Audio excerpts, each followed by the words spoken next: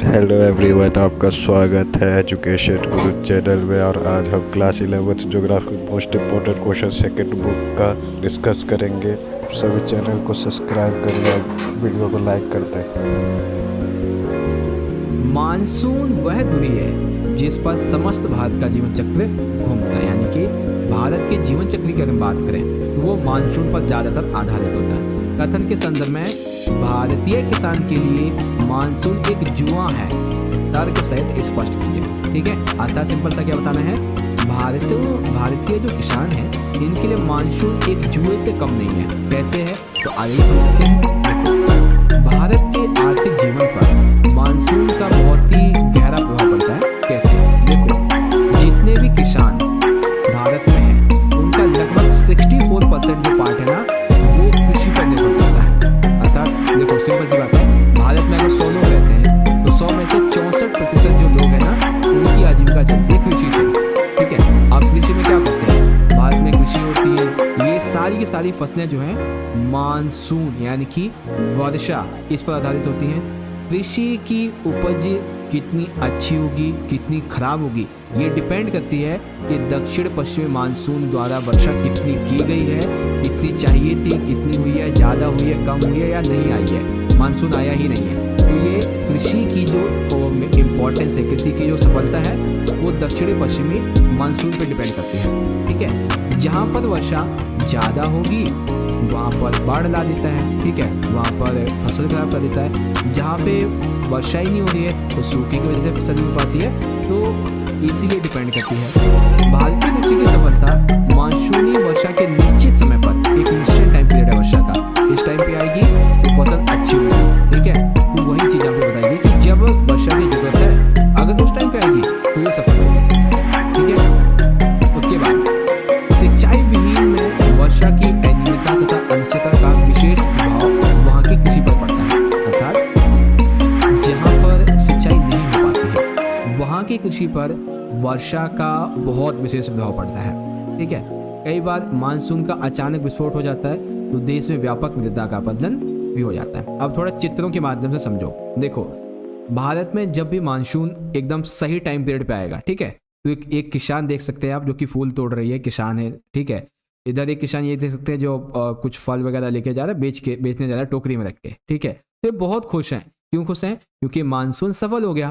ठीक है, और इन्हीं का चेहरा दुख में बदल सकता है अगर मानसून सफल नहीं हुआ। मानसून में ज़्यादा वर्षा हो गई, वर्षा नहीं आई, जिस टाइम पे चाहिए थी उस टाइम पे नहीं आई, जितनी चाहिए उतनी नहीं आई, और क्या बोलते हैं, आई अचानक से तो बाढ़ ला दी उसने, है ना। तो वो चीज़ें हैं यहाँ पे। तो इस प्रकार से भारतीय किसानों के लिए मानसून एक जुआ है, भारतीय कृषि एक जुआ है एक प्रकार से, है ना। तो ये चीज़ थी आपकी। समझ गए बच्चों अच्छे तरीके से? अगर समझ गए हो तो बता दीजिएगा। ठीक है, चलो, यहाँ पे कि monsoon is the axis on which the life cycle of the whole of India resolve. Simple सा हमें स्टेटमेंट बतानी है कि मानसून जो एक गेम्बल है इंडियन फार्मर के लिए। तो कैसी ये गेम्बल है इंडियन फार्मर के लिए, वो आप इजीली यहाँ से पढ़ सकते हैं बच्चों। ठीक है, और ये चित्र कुछ दिए गए, इसके माध्यम से थोड़ा सा और अच्छे समझ जाओगे। क्वेश्चन नंबर 1 समझ में आ गया बच्चों? अगर समझ में आ गया तो सारे बच्चे ये सब लिखेंगे। आगे बढ़ते हैं फिर फटाफट से। ये कौन है? मिस्टर फिल्मार्ट सर जी इंडिया के मैप करवा देंगे बच्चे, इंडिया के मैप भी करवा देंगे आज। ठीक है, ये वीडियो कब तक चलेगी? मिनिमम चलेगी ये आपकी 6 बजे तक, 6 नहीं तो 5:30 तक तो चलेगी ही। ठीक है, मिनिमम 5:30। क्वेश्चन नंबर सेकंड में पूछा गया बच्चों, वन संरक्षण नीति कब लागू की गई और इस नीति के प्रमुख उद्देश्य लिखिए।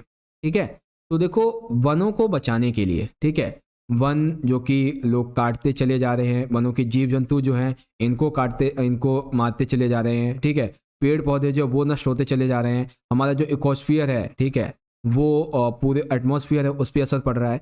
तो आखिर इन वनों को बचाने के लिए जो वन संरक्षण नीति थी वो कब चलाई थी और उसके तहत क्या क्या कहा गया था, तो आ जाइए समझ लेते हैं।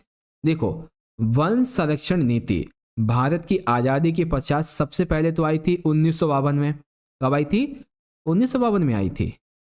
Wait a minute, let me check कि क्या नाम है, फॉरेस्ट पॉलिसी इंडिया में कब आई थी। चलिए, सबसे पहले तो देखो ये 1952 में ही आई थी, लेकिन कुछ छोटी मोटी कमियां इसमें रह गई थी। फिर इसको संशोधित किया गया था 1988 में। ठीक है, इसके तहत सरकार ने सतत पोषणीय वन प्रबंधन इस पे बल दिया था, ये सिद्धांत दिया। अब देखो 1988 की नीति से कुछ प्रमुख उद्देश्य इसने अपने बनाए। ठीक है, और ये कहा कि हम अब कुछ नए कार्यक्रमों को अंजाम देने वाले हैं, अब नए तरीके से काम करेंगे।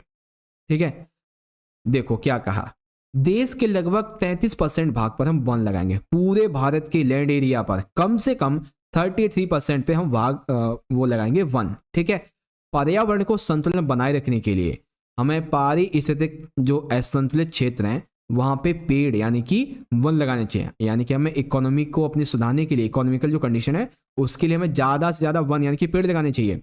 हमारी जो भी प्राकृतिक धरोहर हैं जैसे कि नेशनल पार्क हो गए, जैव विविधताएं हो गई, इन सभी का हमें संरक्षण करना चाहिए। ठीक है, मृदा अपरदन जो होता है इससे संबंधित जो कारण है इसको रोकना चाहिए। बाढ़ क्यों आती है, सूखा क्यों पड़ता है, इसके कारण को पहचानते हुए इन सभी को कंट्रोल में लाना चाहिए। जहां बाढ़ आती है वहां से पानी सूखे की तरफ बढ़ाओ, है ना।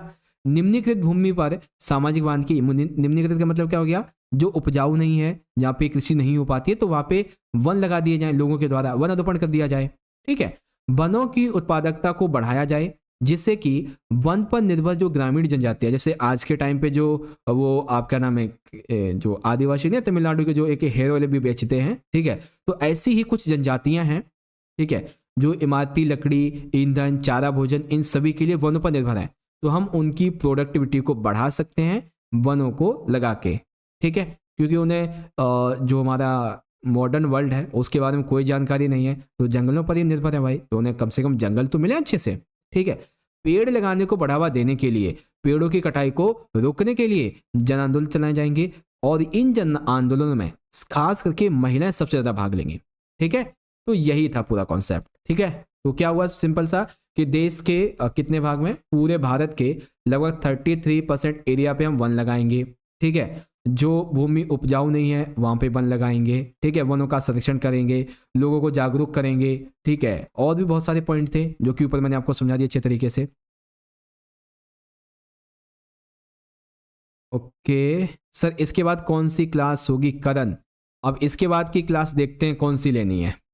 ठीक है, तो यहां से देख लो, when was the forest conservation policy implemented, analyse the main objects of the policy. तो ये पॉइंट है आपके मेजर ऑब्जेक्टिव्स ऑफ पॉलिसी, इसके बारे में आप यहां से पढ़ सकते हैं, सारी चीजें यहां पे दे दी गई हैं।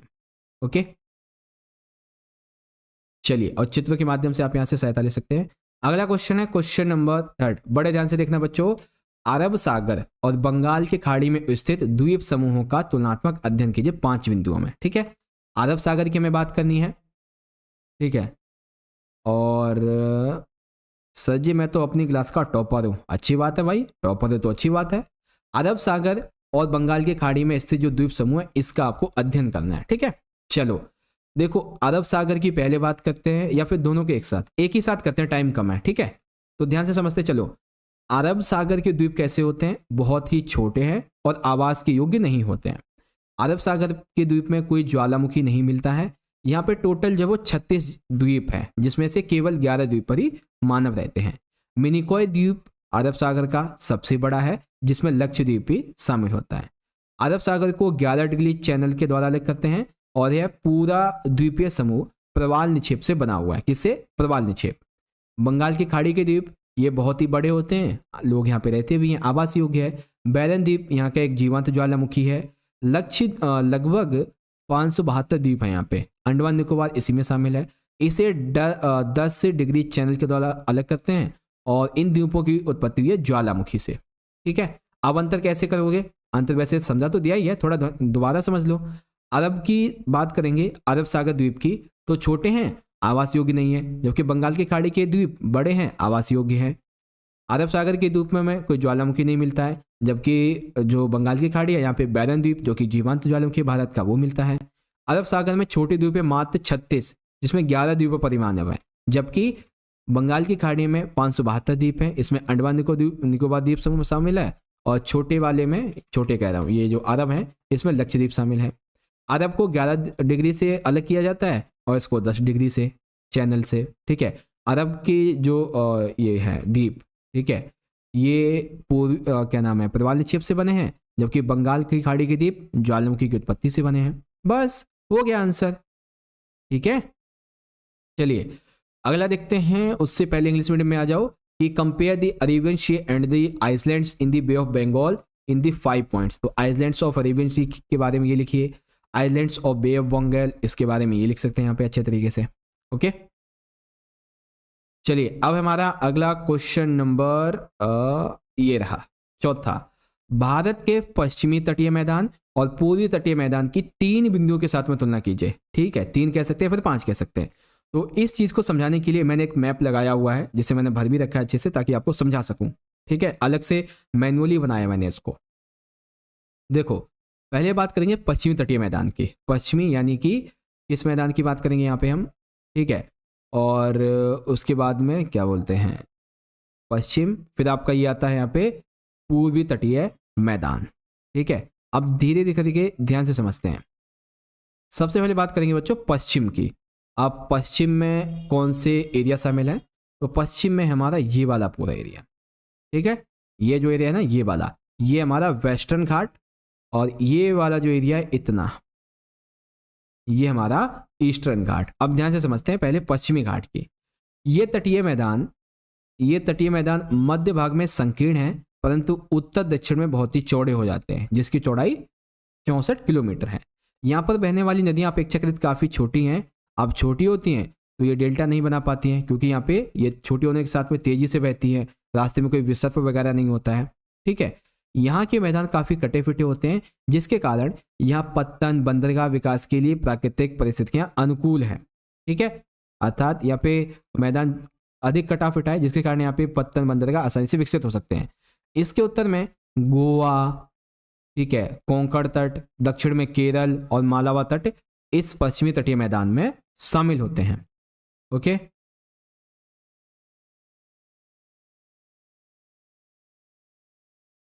ठीक है, ये हो गया आपका। अब इसके बाद बात करते हैं पूर्वी तटीय मैदान की। तो पश्चिमी तटीय मैदान की तुलना में पूर्वी तटीय मैदान होते थोड़े ज़्यादा चौड़े, क्योंकि देखो पश्चिमी कितने थे, मात्र 64 तक। ठीक है, जबकि जो पूर्वी तटीय मैदान है, यानी कि आपके ये वाले जो मैदान है यहाँ के, ये मैदान कितने चौड़े हैं, 80 से 100 किलोमीटर। यहाँ बहने वाली नदियाँ लंबे समय तक डेल्टा का निर्माण करती हैं। इसमें महानदी, गोदावरी, कृष्णा, कावेरी शामिल होती है। उभरा हुआ तट होने की वजह से यहाँ बंदरगाह कम होते हैं। उभरा हुआ है इसलिए बंदरगाह कम है। यहाँ पत्तनों और बंदरगाहों का विकास थोड़ा सा मुश्किल है, क्योंकि ये एरिया उभरा हुआ है। यहाँ गोदावरी नदी के मुहाने उत्तर की ओर उत्तरी सरकार तट और दक्षिण में से कोरोमंडल तट भी बोला जाता है। बहुत ही सिंपल है बच्चों आपका ये वाला क्वेश्चन, है ना। पश्चिमी तटीय मैदान और पूर्वी तटीय मैदान। इसी प्रकार से इंग्लिश में देख लीजिए कि वेस्टर्न जो क्या नाम है कोस्टल प्लांट्स है, प्लेन से, इसके बारे में यहाँ से पढ़ लीजिए। ठीक है, and then eastern coastal plains क्या होते हैं इसके बारे में यहाँ से देख लीजिए। ओके बच्चों, चलिए आगे बात करते हैं। अब हमारा अगला क्वेश्चन नंबर 5। कई बच्चे पूछते हैं सर जी कौन सा अपवाह तंत्र पढ़ें, तो 2 इंपॉर्टेंट है, गंगा और ब्रह्मपुत्र, और बाकी आने को तो कुछ भी आ सकता है। ओके, तो किन्हीं 5 मुख्य विशेषताओं के द्वारा ब्रह्मपुत्र नदी अपवाह तंत्र का मूल्यांकन कीजिए। तो ब्रह्मपुत्र अपवाह नदी तंत्र, ध्यान से देखो, ब्रह्मपुत्र नदी भारत की ही नहीं बल्कि पूरे संसार की सबसे बड़ी नदियों में से एक है, जो 3 देशों से निकलती है, 3 देशों में बहती है। एक तो खुद तिब्बत, जहाँ से इसका ओरिजिन होता है, सिया आकर इसमें मिलती हैं, फिर ये जाती है बांग्लादेश में, बांग्लादेश में दक्षिण दिशा में बहती हुई, जहाँ इसे जमुना कहते हैं, अंत में पद्मा के साथ मिलकर बंगाल की खाड़ी में गिर जाती है। ठीक है, इस प्रकार से आपका ये पॉइंट था। ओके बच्चों, तो ब्रह्मपुत्र नदी के बारे में ये कुछ बातें आप याद रखेंगे। कौन कौन सी बातें हैं आई होप आप यहाँ पे समझ गए होंगे। अगला कि evaluate the drainage system of the Brahmaputra river using any 5 main features. तो कौन से 5 मेन फीचर्स हैं इसके बारे में अब इजीली आप यहाँ से पढ़ सकते हो ब्रह्मपुत्र नदी के बारे में। क्वेश्चन नंबर 6 बड़े ध्यान से देखिए, अब है गोदावरी नदी तंत्र। ठीक है, किन्हीं 5 मुख्य बिंदुओं के द्वारा गोदावरी नदी अपवाह तंत्र का मूल्यांकन कीजिए। तो देखो, गोदावरी नदी तंत्र प्राकृतिक सौंदर्य और उपयोगिता की दृष्टि से ये नदी तंत्र बहुत ज़्यादा जरूरी है, सुंदरता और उपयोग के लिए। ठीक है, इसका आकार बहुत ही विशाल है और विशाल आकार की वजह से इसे दक्षिण की गंगा के नाम से पुकारते हैं, क्योंकि दक्षिण मतलब नॉर्मली गंगा जो है वो काफी विशाल है, ठीक है, इसीलिए ये भी विशाल है तो उसको दक्षिण की गंगा बोल देते हैं। यह महाराष्ट्र के नासिक जिले में जो त्र्यंबकम स्थान है वहां से निकलती है तथा आंध्र प्रदेश में बहती हुई बंगाल की खाड़ी में अपना जल विसर्जित करती है, ठीक है। गोदावरी अपनी सहायक नदियों के साथ में महाराष्ट्र, आंध्र प्रदेश, मध्य प्रदेश, छत्तीसगढ़ और उड़ीसा राज्यों के उड़ीसा के कुछ भागों से निकलती है, जिसका जल ग्रहण क्षेत्र होता है 313 लाख वर्ग किलोमीटर। आगे उत्तर की ओर इसमें प्राणहिता, पेनगंगा, वेनगंगा, आपसे पूछा जा सकता है वेनगंगा, पेनगंगा, इंद्रावती, ये किस नदी की सहायक नदियां हैं? तो याद रखिएगा गोदावरी नदी की, ठीक है। गोदावरी एक सुदृश्य प्रपात की रचना करती है। इसके डेल्टाई भाग में नौ संचालन अच्छा होता है। राजमुंडी के बाद यह नदी कई घटाओं में विभक्त होकर डेल्टाओं का निर्माण करती हुई आगे बढ़ती रहती है, ठीक है। इस प्रकार से ये पॉइंट यहाँ पे आपका कंप्लीट हो गया। ओके बच्चों, तो आई होप अब आपको समझ में आ गया होगा। जितने भी बच्चे इस सेशन में जुड़े हुए हो फटाफट से इसको शेयर करो अपने क्लासमेट्स में, और जो जुड़े हुए हैं सारे के सारे बच्चे इसको लाइक कर दीजिए, ठीक है। मैं देख रहा हूँ बच्चे 50 वॉचिंग पे हैं लेकिन लाइक बहुत कम है, ओनली 21, बहुत नाइंसाफी है बाबा। फटाफट से लाइक करो जितने बच्चे ज्वाइन हो, ठीक है। इंग्लिश मीडियम में देख लेंगे आप सभी यहाँ पे कि evaluate the Godavari drainage system using any 5 points और फीचर। तो क्या है इसके बारे में, ये पॉइंट इजीली यहाँ से रीड आउट कर सकते हो। ओके, चलिए अब बात करेंगे अगले क्वेश्चन की, काफी इंपॉर्टेंट है बच्चों। अगला क्वेश्चन, भारत की जलवायु को प्रभावित करने वाले कारकों का मूल्यांकन कीजिए, ठीक है। तो भारत की जलवायु को प्रभावित करने वाले कारक कौन कौन से हो सकते हैं, आ जाइए देखते हैं। भारत विषुवत रेखा के उत्तर में विस्तृत है। कहाँ पे? विषुवत रेखा के उत्तर में, ठीक है। कर्क रेखा जो है ये भारत से मध्य होकर निकलती है। हिमालय पर्वत श्रृंखला इसको उत्तर में घेरे हुए, दक्षिण में हिंद महासागर है। अर्थात ये बातें बताने का मतलब क्या हुआ, क्योंकि देखिए किसी भी देश के जलवायु को प्रभावित करने में उसके आसपास का जो भूखंड है ये बहुत ज़्यादा जरूरी होता है। जैसे भारत विषुवत रेखा के उत्तर में फैला हुआ है, भारत के बीच से कर्क रेखा निकलती है, हिमालय पर्वत की श्रृंखला भारत के उत्तर में है, दक्षिण में हिंद महासागर है। तो पूरी तरीके से कहीं पे भी जलवायु में इसके आसपास में परिवर्तन हुआ तो इसका असर भारत पे जरूर पड़ेगा, ठीक है। अब देखो ये परिस्थितियां भारत की जलवायु को निम्न प्रकार से प्रभावित करती है। कौन कौन सी? सबसे पहले अक्षांश। भारत का दक्षिणी भाग विषुवत रेखा और कर्क रेखा इसके बीच में पड़ता है, जो हमारा दक्षिणी इलाका है, ठीक है। यहाँ उष्णकटिबंधीय प्रभाव होता है, जबकि कर्क रेखा के उत्तर का भाग शीतोष्ण होता है। तो कर्क रेखा के उत्तर का भाग शीतोष्ण यानी कि वहाँ पे जलवायु ठंडी होती है, वहीं भारत का जो दक्षिण भाग है यहाँ पे जलवायु गर्म रहती है, ठीक है। पर्वत श्रेणी की बात आ जाएगी तो भारत के उत्तर में स्थित हिमालय पर्वत श्रेणी हिमालय पर्वत श्रेणी उत्तरी ध्रुव की ओर से आने वाली ठंडी धाराओं को भारत में आने से रोकती है। अर्थात देखो ये जो क्या नाम है यहाँ पे जो वो है, क्या नाम है, पर्वत श्रेणी है इधर, ये पर्वत श्रेणी क्या करती है, उत्तरी ध्रुवों से आने वाली जो ठंडी धाराएं हैं इसको भारत में आने से रोकती है, जिससे कि उपमहाद्वीप में जलवायु का समताकारी स्वरूप जैसा होता है नॉर्मली वैसा ही बना रहता है, ठीक है। उसके बाद है जलवायु एवं स्थल का वितरण। अर्थात भारत के प्रायद्वीपीय भाग, एक ओर बंगाल की खाड़ी है तो दूसरी ओर अरब सागर से भारत घिरा हुआ है। तो सिंपल सी बात है, समुद्र है, खाड़ी है, तो ये जलवायु को प्रभावित तो करेंगे। इसी वजह से ऐसा देखा जाता है कि दक्षिणी पश्चिमी हवाओं को आर्द्र ग्रहण रूप करने में इससे सहायता मिलती है। भारत का उत्तरी भाग स्थल है, इसलिए यहाँ पे तापमान ग्रीष्म ऋतु में अधिक होता है और शीत ऋतु में बहुत कम हो जाता है ना। ये चीजें हैं। इसके अतिरिक्त भारत की समुद्र से दूरी है, समतल से ऊंचाई है, उच्चावच, ये सभी भी एक फैक्टर है इसका। ओके, तो ऐसे आपको बताना था। कौन है ये? शाहब वॉरियर्स। सर जी इसको मैं बाद में देख लूंगा, एज योर विश। सर आप कब तक लाइव रहोगे? हम लाइव हैं अभी कम से कम 5:30, ठीक है। चलो आगे देख लेते हैं। Evaluate the factors affecting the climate of India. तो electric station, mountain range, destruction of water and land, and उसके बाद में 1-2 पॉइंट और ये हैं। ओके, चलिए क्वेश्चन नंबर 8 को डिस्कस करते हैं। काफी अच्छा प्रश्न है बच्चों। क्वेश्चन ये है, हिमालय पर्वत की प्रमुख श्रृंखलाओं के नाम लिखिए। और पश्चिमी हिमालय और पूर्वी हिमालय में कम से कम 4 अंतर बताओ। तो हिमालय पर्वत श्रृंखला की मुख्य पार्ट कौन कौन से हैं? हिमाद्री, जिसे मृत हिमालय बोलते हैं, मध्य हिमालय यानी कि लघु हिमालय, और शिवालिक श्रेणी या फिर कह सकते हैं बाहरी हिमालय। ठीक है, चलो अब ध्यान से पढ़ते हैं। सबसे पहले बात करेंगे बच्चों पश्चिमी हिमालय के। पश्चिमी हिमालय का विस्तार है बच्चों 72 डिग्री से 72 अक्षांश से लेके 80 पूर्वी देशांतर के बीच, अर्थात सिंधु और काली नदियों के बीच में। ठीक है, एग्जाम्पल के लिए मैंने ये पहाड़ ले लिया है, ये हिमालय पर्वत का पहाड़ नहीं है, मतलब सिर्फ पहाड़ है। ठीक है, कहीं का भी। तो मान लेते ये हिमालय है, तो ये कहाँ से कहाँ तक फैला हुआ है? 72 से 80 पूर्व देशांतर। और इसके ये कहाँ से कहाँ तक में है? एक तरफ इसकी सिंधु नदी है, ठीक है, एक तरफ इसकी काली नदियों के बीच का मध्य का इलाका है। ठीक है, यहाँ पर औसतन वर्षा जो है वो 400 सेंटीमीटर या फिर उससे भी कम होती है। यहाँ पर अल्पाइन और शंकुआकारी वन पाए जाते हैं। इसकी औसत ऊंचाई पूर्वी हिमालय से अधिक है। अब पूर्वी हिमालय की बात आ जाएगी, तो पूर्वी हिमालय के बारे में, इसका विस्तार 88 से 97 पूर्वी देशांतर है।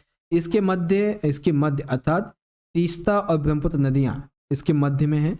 औसत वर्षा होती है 200 सेंटीमीटर उससे अधिक, और सदा हरित वन यहाँ पे ज़्यादा पाए जाते हैं। ठीक है, औसत ऊंचाई पश्चिमी हिमालय से थोड़ी सी कम है। ये चीज़ें होती है बस। ओके, तो ये था आपका यहाँ पे हिमालय पर्वत की प्रमुख श्रृंखलाओं के बारे में। सर जी, यस सर, आ गया समझ में। चलिए बहुत अच्छे, अगला देख लेते हैं चक्रवात। अच्छा, उससे पहले इंग्लिश में देख लो आप कि कौन कौन से वो होते हैं।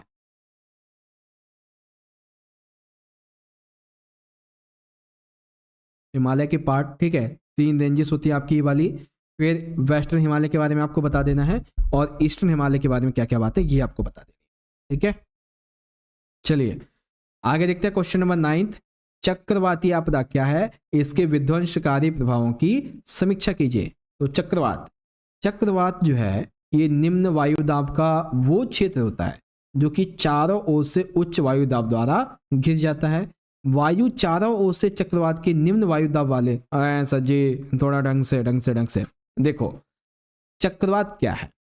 चक्रवात निम्न वायु दाब का वो क्षेत्र है जो कि चारों ओर से उच्च वायु दाब से घिरा हुआ है। यानी कि मान लीजिए चक्रवात में जैसे ये देख सकते हैं, तो यहाँ पे ये जो आप छोटा सा पार्ट ये देख रहे हो, ठीक है ना, ये पार्ट यहाँ पे होता है निम्न वायु दाब, और इसके आसपास में होता है ज्यादा वायु दाब। ठीक है, ये निम्न वायु दाब और इसके आसपास ये है बहुत ज्यादा वायु दाब। ठीक है, अब इसकी वजह से जब हवाएं जो हैं निम्न वायु दाब से, मतलब उच्च वायु दाब से निम्न की तरफ चलती हैं, तो वो वहाँ पे असर डालती हैं। ठीक है, चक्रवातीय आपदा में वर्षा जो है वो 50 से 10 सेंटीमीटर अधिक होती है। साथ ही ये तेज हवाओं के परिसंचरण से भी होता है। अब आ जाओ, अब क्या है कि चक्रवातीय आपदा जो है इसके विनाश हमें बताने हैं। ठीक है, प्रभाव के बारे में बताना है ना। तो विनाश देखो, चक्रवात जब आता है, ठीक है, तो मान लेते हैं यहाँ पे कोई वो है बड़ा सा समुद्र टाइप में, तो ये उन सभी को उड़ा ले जाएगा। ये देख सकते हैं चक्रवात जब आता है तो कुछ नहीं देखता, आसपास के इलाके में जो कुछ होता है उसको उड़ा के लेके चला जाता है।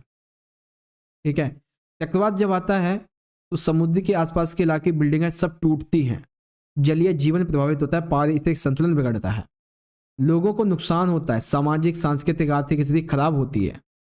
अब इसी को हम देखते हैं इसमें। चक्रवातों का आकार अगर हम देखेंगे तो छोटा है, लेकिन दाब प्रवणता अधिक होती है, जिससे कि वायु तीव्र गति से चलती है। इससे जान माल की भारी हानि होती है, हजारों की संख्या में लोग जीव जंतु मारे जाते हैं, पेड़, बिजली, टेलीफोन खंभे उखड़ जाते हैं, इमारतें गिर जाती हैं, जर्जर हो जाती हैं। चक्रवातों से भारी वर्षा होती है जिससे बाढ़ आ जाती है। समुद्र में चक्रवात से ऊंची ऊंची लहरें उठती हैं, मछुआरे नाविकों की जान तक खतरा हो जाता है। तटीय क्षेत्रों के निवासियों की जान माल की हानि बढ़ जाती है, वो बहा ले जाता है, उड़ा ले जाता है, और पता नहीं क्या क्या। ठीक है, तो ये हो गई आपकी चक्रवाती आपदा की विनाशकारी प्रभाव, जो कि बहुत ही आसान था, है ना। सर जी 3 मार्क्स वाले क्वेश्चन की वीडियोस लाइव कब आएगी? 3 मार्क्स वाली वीडियोस भी आपकी लाइव लेंगे 6 बजे के आसपास, 6 साढ़े 6 के आसपास, बुक 1 बुक 2 करके ऐसे करके। ठीक है, चलो इंग्लिश मीडियम के बच्चों यहाँ से देखो, what is cyclone disaster and analyse the destructive effects. तो साइक्लोन क्या होता है यहाँ से पढ़ो। और उसके बाद में देखिए आपको समझाने के लिए मैंने इमेज भी लगा रखी है ताकि आपको समझ में आ जाए। अब इसके इफेक्ट्स क्या पड़ते हैं साइक्लोनिक डिजास्टर के, तो देख लो यहाँ से, ये आपकी पॉइंट है। और समझना कैसे, तो ये रहे आपके इमेजेस, इसके माध्यम से समझ लो, है ना। चलो आगे बात करते हैं क्वेश्चन नंबर 10। देखो 10th में क्या है, सदाहरित वन और पर्णपाती वन, इनकी विशेषताओं का उल्लेख कीजिए। तो सदाहरित वन और पर्णपाती वनों की विशेषता हमें बतानी है। तो आ जाइए देख लेते हैं क्या क्या होगा। देखो सबसे पहले सदाहरित वन। अब देखिए नाम से पता चल रहा है सदाहरित है, यानी कि ये सदा हरे भरे रहते हैं। अब सदा हरे भरे हैं तो बहुत ही घने भी होंगे। अब घने हैं तो वृक्षों की जो लकड़ी है वो काफ़ी कठोर होगी। अब घने हैं, हरे भरे हैं, सघन हैं, कठोर हैं वृक्ष, तो यानी कि इनकी ऊंचाई भी बहुत होगी, 35 मीटर से 50 मीटर, है ना। जैसे ये वन है, इन वनों के जो पेड़ हैं आपको वैसे कम दिख रहे हैं लेकिन ये बहुत ऊपर तक जाते हैं। इनकी जो लंबाई वो काफ़ी ज़्यादा है, कितनी, 35 मीटर से 50 मीटर। महोगनी, बांस और ताड़, ये इसके एग्जाम्पल हैं। अब बात करते हैं पर्णपाती वनों की। जैसा कि नाम से पता चलता है बच्चों, पर्णपाती वन, ठीक है बच्चों, पर्णपाती वन, जल्दी जल्दी में हो जाता है कोई बात नहीं। पर्णपाती यानी कि पत्तों को गिराने वाले, तो ये वे वन होते हैं जो कि ग्रीष्म ऋतु में अपने पत्तों को गिरा देते हैं। जैसे आप देख सकते हैं यहाँ पे आपको ये पत्ते गिरे हुए दिख रहे हैं यहाँ पे, ठीक है ना, इधर इलाकों में पत्ते गिरे हुए दिख रहे हैं। और देख सकते हैं कितना इसमें गैप है, तो ये क्या दर्शाता है, कम घने हैं, है ना। वृक्षों की ऊंचाई जो सदाहरित है ना उनसे कम होती है, और लकड़ी भी सदाहरित से थोड़ी सी कम कठोर होती है। लेकिन इतने होने के बावजूद भी ये भारत के पूरे भाग में ज़्यादातर यही पाए जाते हैं, और इन वनों की लकड़ी उपयोगी भी होती है। अब इसके एग्जाम्पल हैं जैसे कि साल है, सेमल है, महुआ है, आंवला, वेल, लवेर, इस प्रकार से ये सभी बहुत ही उपयोगी होते हैं। ओके, ये चीज़ें थी सर जी। 3 मार्क्स वाली वीडियोस बता दिया डियर मैंने, आएगी। ओके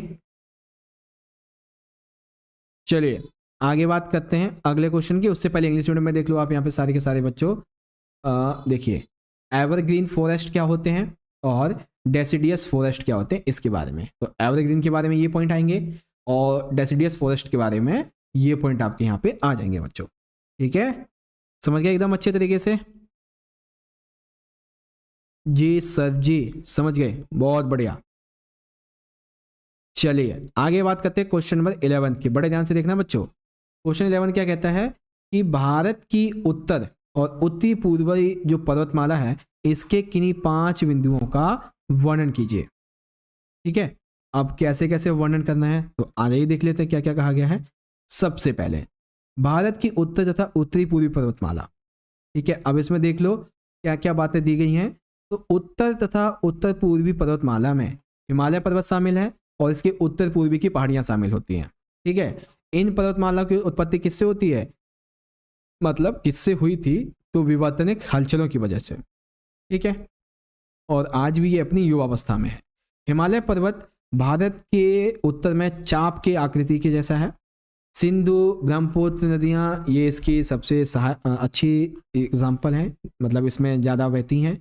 मिजोरम, नागालैंड, मणिपुर ये पहाड़ियाँ उत्तर दिशा में इसके फैली हुई हैं भारत के उत्तर में, ठीक है। ये पहाड़ियाँ उत्तर में पटकाईगुम, नागा पहाड़ी, मणिपुर और ये क्या नाम है दक्षिण में मिजो, यहाँ तक फैली हुई हैं, ठीक है। फिर इसकी 3 पेटियाँ कौन सी हैं, तो हिमालय पर्वत के समानांतर मुख्य रूप से 3 पेटियाँ पाई जाती हैं। एक होता है वृहत हिमालय, अर्थात ये हिमालय का ऊंचा भाग है, जैसा कि वृहत है ना, ऊंचा है, और अधिक ऊंचे होने की वजह से यहाँ पे हमेशा बर्फ बनी रहती है क्योंकि तापमान ऊंचाई पे कम रहता है, ठीक है। मध्य हिमालय और लघु हिमालय की बात आती है, तो ये जो हिमालय है ना ये वृहत हिमालय के दक्षिण भाग में होता है, ठीक है, पूर्व से पश्चिम की तरफ। और यहाँ पे भी ढलान पाई जाती है। यहाँ पे आप जैसे धर्मशाला बना देख सकते हैं, शिमला एग्जाम्पल है, डलहौजी एग्जाम्पल है, मसूरी, नैनीताल, दार्जिलिंग ये सभी इसके एग्जाम्पल हैं। फिर शिवालिक श्रेणी ये मध्य हिमालय के दक्षिण में उनके समानांतर है, ठीक है। कहाँ से कहाँ, मध्य हिमालय के दक्षिण में उनके समानांतर है, और यह हिमालय पर्वत श्रृंखला की अंतिम श्रेणी और चट्टानी मैदानों में से एक है, ठीक है। ये पॉइंट है आपके। आई होप अब आप बढ़िया तरीके से समझ गए होंगे।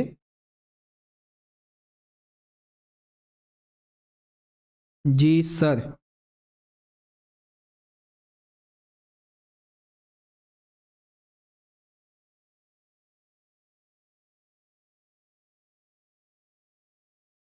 सर जी मैप की वीडियो कब आएगी? मैप की वीडियो भी आ जाएगी डियर, काहे टेंशन ले रहे हो, बिल्कुल ठीक है। उसके बाद give a description of the north and north eastern range in India. तो north and north eastern mountains जो है इंडिया की, इसके बारे में आप सारे पॉइंट यहाँ से पढ़ लीजिए, ठीक है। और रही बात आंसर की, तो मतलब उसकी जो पार्ट, 3 पार्ट में डिवाइड है ना, कौन कौन से part? Greater Himalaya, middle Himalaya और कह सकते हो lesser Himalaya and Shivalik range, और एक आखिरी पॉइंट आपका ये वाला। ओके, इस प्रकार से आपको लिख देना है। चलिए आगे बात कर लेते हैं अगले क्वेश्चन की। क्वेश्चन नंबर हमारा 12। देखिए बाढ़ जो है, बाढ़ से देश की आर्थिक व्यवस्था और समाज पर गहरा प्रभाव पड़ता है। कथन का विश्लेषण कीजिए। अर्थात अगर बाढ़ जब आती है तो इससे देश की अर्थव्यवस्था, देश की सामाजिक व्यवस्था सभी पे असर पड़ता है। तो बिल्कुल सही है बात भाई, बाढ़ से देश की आर्थिक व्यवस्था, समाज सभी पे असर पड़ता है। कैसे? ध्यान से देखो, इस प्रकार से लिखेंगे। देश के अनेक राज्यों में बार बार जब बाढ़ आती है तो उससे कृषि योग्य भूमि नष्ट हो जाती है, फसलें नष्ट हो जाती हैं, मानव लोगों की जो बस्तियां होती हैं ये तक डूबने लग जाती हैं, ठीक है, जिससे कि वहाँ की आर्थिक और सामाजिक व्यवस्था पर गहरा प्रभाव पड़ता है बच्चों। बाढ़ आने से फसलें तो बर्बाद होती ही हैं, साथ ही आधारभूत ढांचा जैसे सड़कें, रेल पटरी, पुल, बस्तियां, इन सभी को हानि होती है। बाढ़ जब आती है, घरों के डूबने की वजह से लोगों को 1-2 हज़ार नहीं, 10-20 हज़ार नहीं, लाखों करोड़ों की संख्या में लोगों को अपना घर छोड़ना पड़ता है, ठीक है। बहुत से लोग अपने मवेशियों के साथ बह जाते हैं और अपनी जान गंवा देते हैं। बाढ़ग्रस्त क्षेत्र में बहुत सारी बीमारियां पैदा हो जाती हैं क्योंकि पानी भरा रहता है, जो क्या नाम है, बीमारियों वाले कीटाणु होते हैं वो पैदा होते हैं। अब बाढ़ का पानी है भाई, पता नहीं कहाँ कहाँ से कैसे कैसा पानी आया हो, है ना, ये चीज़ें होती हैं। बाढ़ में भारत में बाढ़ क्यों आती है? ये क्या था?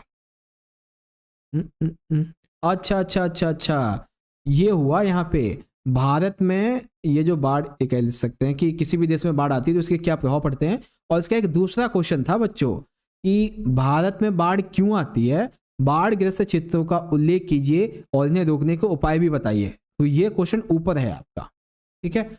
वही तो मैं कहूँ, ऐसा क्या हो गया जो ये इतना बड़ा क्वेश्चन हो गया। तो ये एक अलग क्वेश्चन हो गया आपका यहाँ से, ठीक है।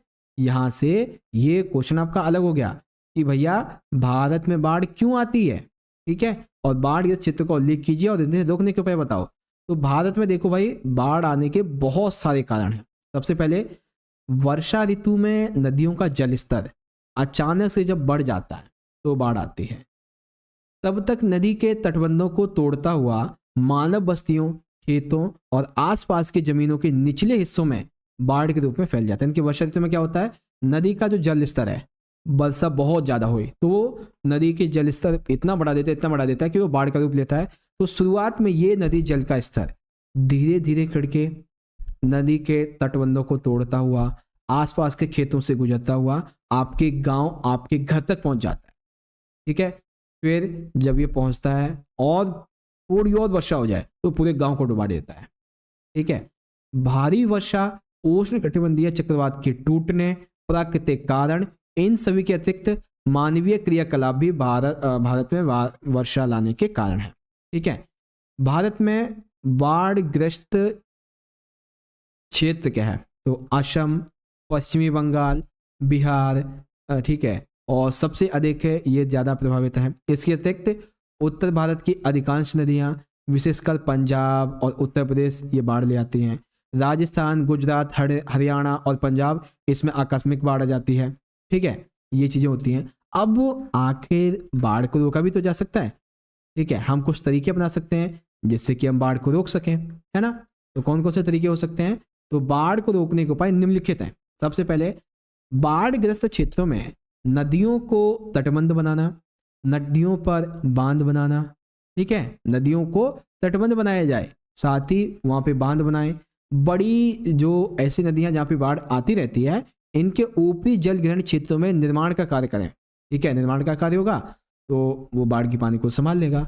नदियों के किनारे बसे जो लोग हैं उनसे कहो कि सुनो, जिंदगी प्यारी है, तो काम करो 1-2 किलोमीटर दूर हो जाओ यहाँ से, ठीक है। बाढ़ के मैदानों में जनसंख्या के बसाव पर नियंत्रण रखो, ठीक है, क्योंकि बाढ़ कभी भी आ सकती है, तो वहाँ पे बोल दो भाई जान प्यारी हो तो यहाँ पे मत बसो, ठीक है।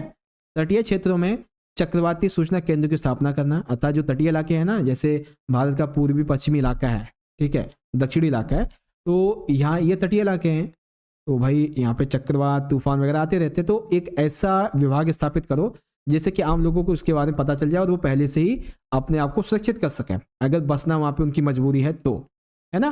तो इस प्रकार से हम बाढ़ को रोक सकते हैं बच्चों, ठीक है। तो भारत में बाढ़ आने के कई कारण हैं और रोकने के क्या क्या उपाय समझ गए। अब इंग्लिश मीडियम के बच्चे देखो कि सबसे पहले फ्लड्स जो आते हैं, पहले तो ये देखो, आते हैं वो छोड़ो, पहले तो ये देख लो आप कि आते क्यों हैं। जो फ्लड्स हैं आखिर ये आते क्यों हैं, तो आने के इसके कई रीजंस हैं, ठीक है, ये 3 रीजन है इसके आने के, ओके। उसके बाद कौन कौन से एरिया इससे सबसे ज़्यादा इफेक्टेड हैं, तो सबसे ज़्यादा इफेक्टेड हैं इसके एरिया ये वाले, ठीक है, और भी नीचे ये हैं। उसके बाद जब ये बाढ़ आती है इन एरियाज में तो क्या क्या होता है, तब आप बताओगे कि बाढ़ आने की वजह से कुछ ये चीज़ें होती हैं, ठीक है, ये प्रभाव पड़ता है बाढ़ आने का। अब इतना ज़्यादा नुकसान हो गया है तो इसको रोका कैसे जाए बाढ़ को, ताकि ज़्यादा नुकसान ना हो। तो रोकने के कई तरीके होते हैं, अब रोकने के क्या तरीके हैं वो आप यहाँ से पढ़ सकते हो आसानी से, ठीक है जी। सर जी मैप की वीडियो आ जाएगी, मैप की वीडियो। क्लास कब तक ओवर होगी? 19 हो चुके हैं, 30 तक कर लेंगे, 30 तक, ओके। चलिए आगे बात कर लेते हैं हिंदी मीडियम में अगले क्वेश्चन की। देखो सूखा क्या है, इसके प्रकार बताइए और सूखे से निवारण के उपाय बताओ, अर्थात सूखा क्या होता है ये बताओ। तो सिंपल सी बात है, जब किसी भी क्षेत्र में एक विशेष टाइम पीरियड पे जो सामान्य वर्षा चाहिए होती है 200 सेंटीमीटर, 10 सेंटीमीटर, 12 मीटर, जितनी भी चाहिए होती है, अगर वो नहीं होती है तब हम बोलते हैं कि वहाँ पे सूखा है। एग्जाम्पल के लिए देखो, सूखे से क्या हो सकता है, सूखे से ये हो सकता है, सूखे से ये हो सकता है, ठीक है, और भी होंगे शायद पॉइंट। अच्छा यही थे क्या, चलो कोई नहीं, कहाँ चला गया सूखे पे, ये आ गया। सूखा क्या है, ध्यान से समझ लिया आपने, क्या होता है सूखा। सूखा जो है वो किसी एक विशेष क्षेत्र में विशेष समय में होने वाली कम वर्षा की मात्रा को कहते हैं। अब ये सूखा 4 प्रकार का होता है, कौन कौन सा। सबसे पहला आता है, अरे मिनिमाइज मत हो जियो भाई, बच गया। चलो सूखे में सबसे पहला प्रकार आता है बच्चों आपका मौसम विज्ञान संबंधी, अर्थात ये एक ऐसी स्थिति होती है जिसमें लंबे समय तक अपर्याप्त वर्षा होती है, यानी कि वर्षा की कमी। एग्जाम्पल के लिए मान लेते हैं कि एमपी है, ठीक है, भारत के सेंटर में, तो यहाँ पे मान लेते हैं मानसून आया ही नहीं, ठीक है, मानसून जो है वो आया ही नहीं, इससे कि वर्षा यहाँ पे लंबे समय तक हुई ही नहीं, पूरे साल में वर्षा नहीं हुई है, तो इसको क्या बोलेंगे, मौसम विज्ञान संबंधी सूखा, ठीक है। उसके बाद आ जाता है यहाँ पे अगला कि कृषि सूखा, तो इसे भूमि आर्द्रता सूखा भी कहते हैं। जब जल के अभाव से फसलें नष्ट हो जाती हैं तब उसे कृषि सूखा कहते हैं। अपर्याप्त मानसून, अर्थात जब मानसून नहीं आता है तो कृषि योग्य जो भूमि होती है वो सूख जाती है, फसल नष्ट हो जाती है, जो पैदावार होनी होती है उतनी होती नहीं है। तो एक प्रकार से ये भारतीय कृषि जो है ना, मानसून जो है वो भारत के किसानों के लिए जुआ है। एक पॉइंट वो आ गया आपका, ठीक है, कृषि सूखा। फिर जल विज्ञान संबंधी सूखा है, कैसे, जब धरातलीय एवं भूमिगत जलाशयों में जल स्तर एक सीमा से नीचे गिर जाए और वृष्टि द्वारा जलापूर्ति ना हो तो जल विज्ञान संबंधी सूखा कहते हैं। अर्थात देखो हमें पता है हमारी पृथ्वी की ये जो सतह है, ठीक है, इसमें तकरीबन मान लेते हैं कुछ मीटर तक 10, 20, 50, 100, 200 मीटर यहाँ तक पानी है। आप जिस इस गांव एरिया में रहते हो वहाँ पे कम से कम मान लेते हैं 50 वो लग गए हैं, ट्यूबवेल लग गए हैं, यानी कि समर लग गई हैं, ठीक है, जिससे सिंचाई भी होती है, घर का काम भी होता है। अब उसकी वजह से वर्षा वहाँ पे हो नहीं पा रही है, भौमजल नीचे चला गया है, और अगर वर्षा आपके इस एरिया में होती भी है तो उतनी नहीं हुई जिससे कि वो पूरा हो सके, तो ये जल विज्ञान संबंधी सूखा हो जाता है, ठीक है। अगला सूखा है बच्चों पारिस्थितिक। अब ये सूखा कैसा होता है भाई, देखो, जब प्राकृतिक पारिस्थितिक तंत्र में जल की कमी से उत्पादकता में कमी हो जाती है और पर्यावरण में तनाव उत्पन्न होता है, उसे हम पारिस्थितिक सूखा कहते हैं। जल स्तर का घटना, यानी कि जहां पे आप रहते हो उस इकोनॉमिकल कह रहा हूं, इकोस्फीयर में, आपके एनवायरनमेंट में जब ऐसा सूखा पड़े जिसमें कि जल की कमी हो जाए, ठीक है, उसको बोलते हैं। अब भाई सूखे से बचा भी तो जा सकता है कि भाई ऐसा तो नहीं हमेशा सूखे से हम जूझते ही रहेंगे, है ना, सूखे से बचा भी जा सकता है। तो क्या तरीके हैं सूखे से बचने से? देखो, सूखे से निवारण के उपाय, सबसे पहला, लोगों को तत्कालीन सेवाएं प्रदान करना, जैसे सुरक्षित पेयजल, दवाइयाँ, पशुओं के लिए चारा, व्यक्तियों के लिए भोजन और उन्हें सुनिश्चित स्थान देना। तो तत्कालीन सेवाएं प्रदान करने का क्या मतलब हो गया कि जहाँ पे अभी सूखा पड़ा हुआ है, ठीक है, जो जूझ रहे हैं, उन्हें पेयजल पहुंचा, उनके लिए दवाइयाँ, पशुओं के लिए चारा, व्यक्तियों के लिए भोजन और सुरक्षित स्थान वगैरह दो उनको, है ना, ये चीज़ें हैं। उसके बाद भूमि जल भंडारों की खोज करना, अर्थात जहाँ पे सूखा पड़ा है उसके आसपास भूमि जल भंडारण की खोज करना और भौगोलिक सूचना तंत्र की इससे सहायता ली जा सकती है। ठीक है, हमने पहले क्वेश्चन देखा था ना वर्ल्ड बुक में कि भौतिक भूगोल की हमें क्यों पढ़ना चाहिए, तो ऐसी समस्या से जूझने के लिए हमें पढ़ना चाहिए।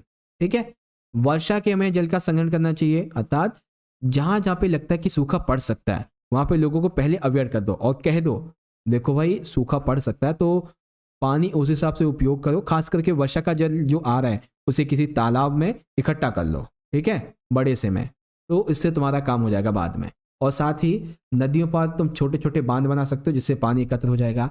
अधिक जल वाले जो क्षेत्र हैं ये निम्न जल वाले क्षेत्रों को नदी सहायता दे सकते हैं, अर्थात मान लेते हैं कि ये एक ए एरिया है, यहाँ पे एक नदी अच्छी सी है जो जल उसको अच्छा खासा दे रही है, ठीक है, एक ये बी एरिया है, यहाँ पे सूखा पड़ा हुआ है, और तो क्या करेगा ये ए एरिया अपनी नदी से यहाँ पर छोटी छोटी नदियाँ निकलवा सकता है, तो ये नदी सहायता हो गई। वृक्षारोपण किया जा सकता है, वनों के द्वारा बाढ़ को बढ़ाकर जो सूखा होता है उसे कम किया जा सकता है। ठीक है, इस प्रकार से ये पॉइंट थे बच्चों आपके। ओके, समझ में आ गया बच्चों सूखा वाला क्वेश्चन, यानी कि ये पूरा का पूरा जो पॉइंट है समझ में आ गया अच्छे तरीके से।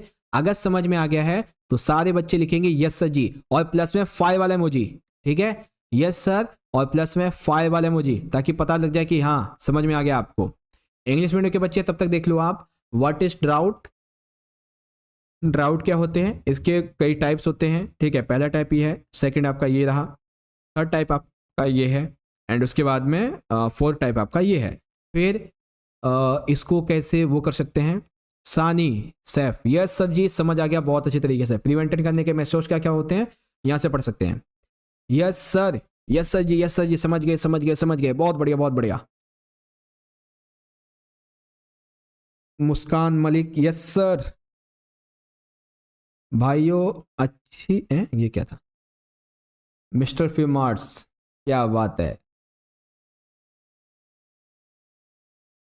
चलिए अब देखो बच्चों, अगर आप चाहते हो कि आपके लिए मैं पार्ट 2 की वीडियो लाऊं, ठीक है, इसी बुक की आपकी पार्ट 2 की वीडियो लाऊं, तो फटाफट से सारे बच्चे जैसे ही ये सेशन एंड हो जाएगा, ठीक है, इस सेशन के एंड होने के बाद में कमेंट में लिखना, कमेंट में पार्ट 2 के लिए कमेंट करना, ठीक है, कमेंट सेक्शन में।